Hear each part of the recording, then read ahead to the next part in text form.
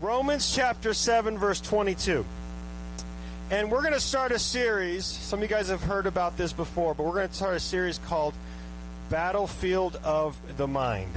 We're going to talk about this. So we're going to dissect some stuff. Your mind is a battlefield.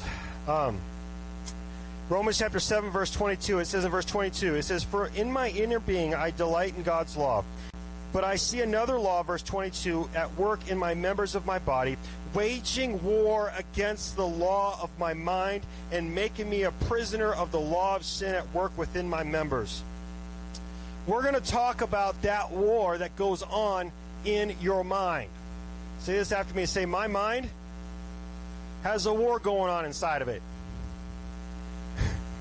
You got to know how to fight that war. Why do you practice at a sport? You practice to get better because when you play against another team, what is that called? That's like a battle, right? So you're going to battle to defeat the other team, right? Okay? You don't practice just to practice. You practice to have victory. And here's the thing. Your mind is a battlefield. So you've got to get a certain aspect of your mind practicing and prepared for that battle so you can win it in your mind. It's like a civil war. Now, psychologists tells us this, that approximately 10,000 thoughts pass through your brain every single day. Thoughts that go through your brain every day. If you're a human being, if you've got a pulse, you got a pulse. You got blood flowing through your veins. You got all these thoughts.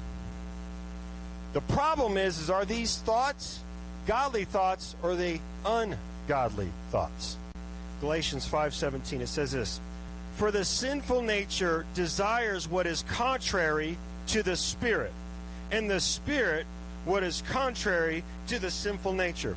They are in conflict with one another, so that you do not do what you want.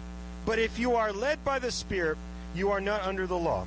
There is a war every day going on between your flesh and your spirit. And whoever has majority of those thoughts, guess what? Will be the victorious one by the end of the day. So our job is to have more godly thoughts in our brain and less ungodly thoughts in our brain.